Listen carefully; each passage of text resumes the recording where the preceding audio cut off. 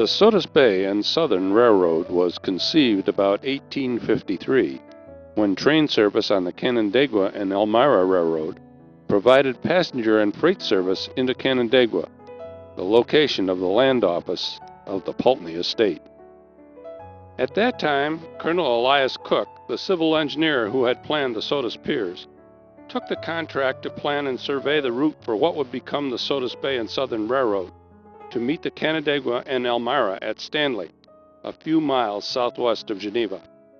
The planning and route survey had many setbacks, and after several years of frustrating difficulties, the project collapsed due to insufficient funds at considerable loss to Colonel Cook.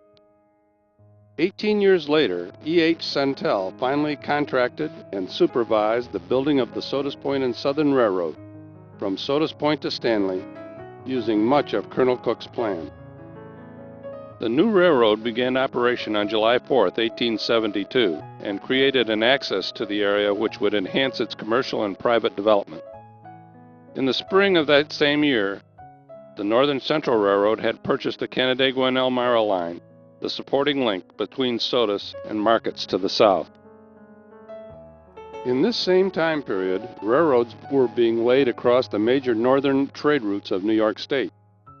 The Erie Canal had spawned a line of cities and towns from Albany to Buffalo, and the New York Central laid its main line right along its banks to provide railroad service to all of these localities. The Pennsylvania Railroad was a second major player in servicing the people of New York, living across the southern end of the Finger Lakes near the Pennsylvania border. It provided access for goods shipment to and from the south. The Pennsylvania owned a large block of Northern Central Railroad stock and controlled the major business decisions of that company.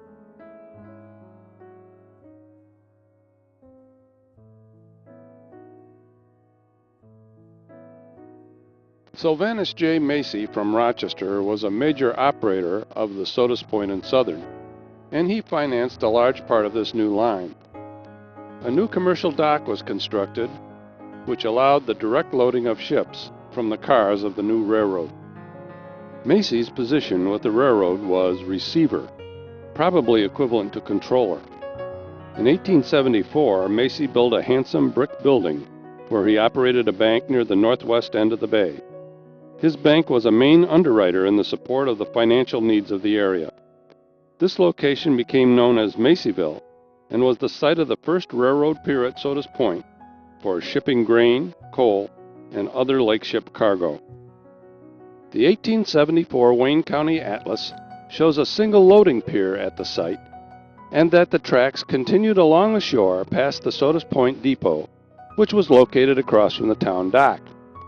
The shore area between Macyville and the depot was used for a switching yard, engine house, and a makeshift floating turntable. The twin tracks ran across Dreg Street and 350 feet along the bayside shore of the sand beach to the piers. This extension was used for loading and shipping sand from the shoreline there, and for overnight storage of train cars. The names of the property owners at Macyville give reason to believe that E.H. Santel and B.B. Seaman were probably directly involved with the railroad and docks businesses in this time period. There were great plans in the works for the area from 1872 to 1875, and one of the major efforts was to create a city of Sodus Bay all along the south shore of the bay from First Creek to Second Creek. Both William Sill and B.F. Rogers, who owned much of this property there, must have been involved in this plan, which depended heavily on the railroad's success to attract residents and vacationers. The plans and dreams for a city of Sodus Bay never materialized, and the Sodus Point and Southern's first years were unprofitable. The road was built with narrow-gauge track, and its bed and wooden bridges allowed only the use of light engines and equipment on the line. By 1876, the company was forced into receivership and was reorganized under the ownership and presidency of William Alexander Smith, a stockbroker from New York, as the Lake Ontario Southern.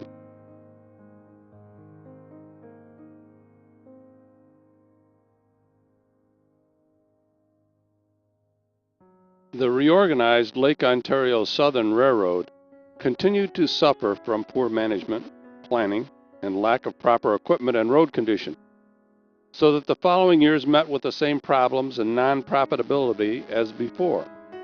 In the following years to 1880, the road once more approached financial collapse.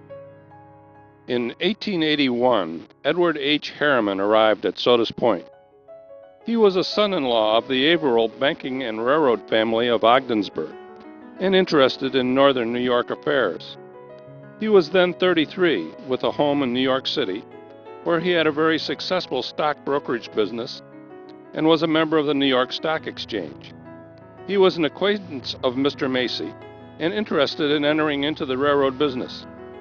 He saw an opportunity in the failing Lake Ontario Southern Railroad if it could be put into proper physical condition. In the fall of 1881, Harriman, Macy, and other associates purchased the ailing Lake Ontario Southern Railroad from William Alexander Smith.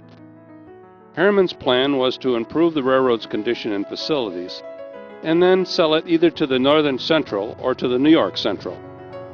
They immediately began upgrading the tracks, equipment, and beds of the railroad, and reorganized the company in 1882 as the Sodus Bay and Southern, with Macy as president and Harriman as vice president.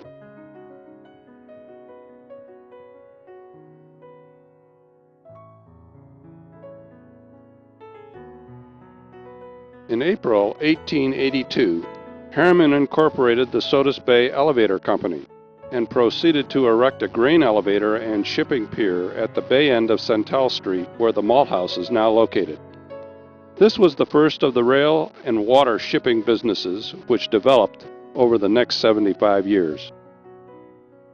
By the fall of 1883, the railroad had been much improved, but its business was still unprofitable, and the owners became reluctant to continue the upgrade that Harriman wanted to make.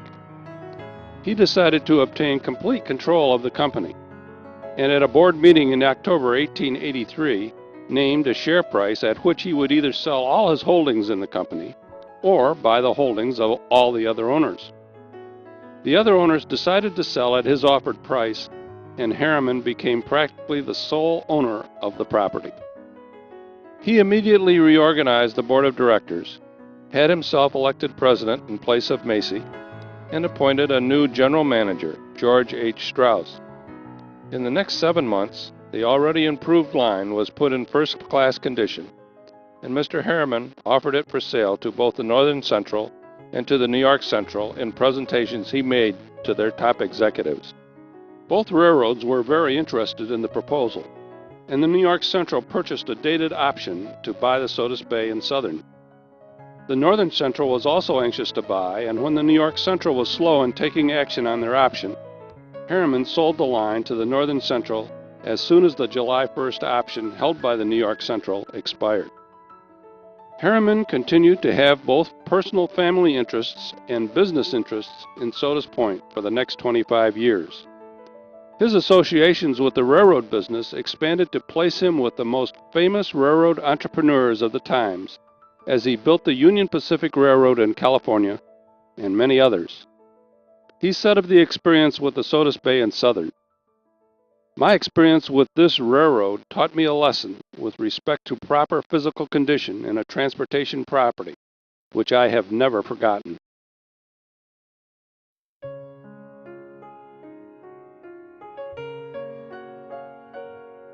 The original Harriman family home at Sodus Point is the large white house with pillars which stands on the north side of Bay Street and the east side of the village public square at Ontario and Bay Streets.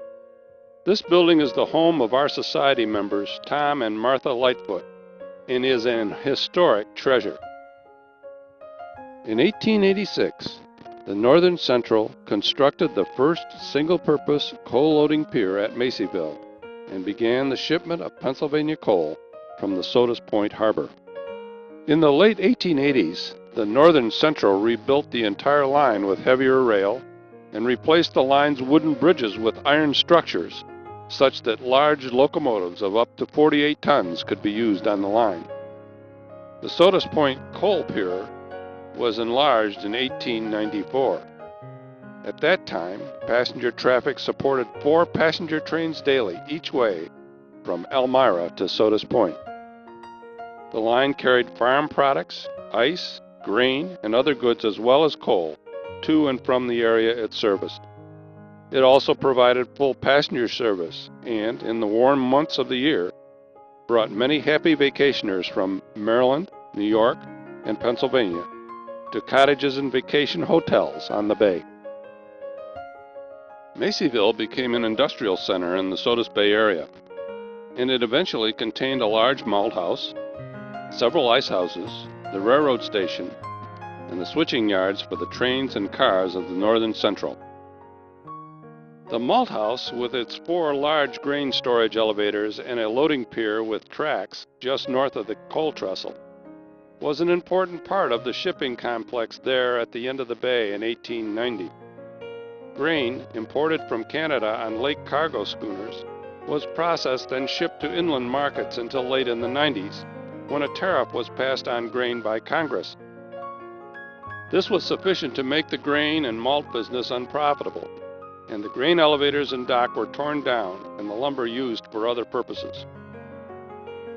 In the cove of the town harbor, northeast of the trestle, there was constructed another shipping pier with tracks for railroad cars, where various products, including iron ore, could be loaded onto ships bound for other ports on the lake.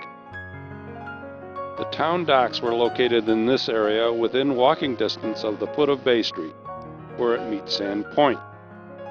From this dock, the passenger packet steamers transported vacationers to their lodging hotels and resorts around the bay. Each and every one of these enterprises depended upon the railroad for their viability. From about 1885 to 1925, the Northern Central connection to Sodus Point was a magnet that attracted settlers and vacationers to the area. In the summers of the 80s and 90s, many of the well-to-do friends of Harriman, Macy, and Centel came to vacation and to sail their private yachts on the waters of the bay and the lake. The importance of the efforts of these early railroad entrepreneurs, and especially Mr. Harriman, becomes clear in the pages of early Sodus Point business history. These successful ventures were clearly the major factors in the growth of the Sodus Point area in the following 50 years.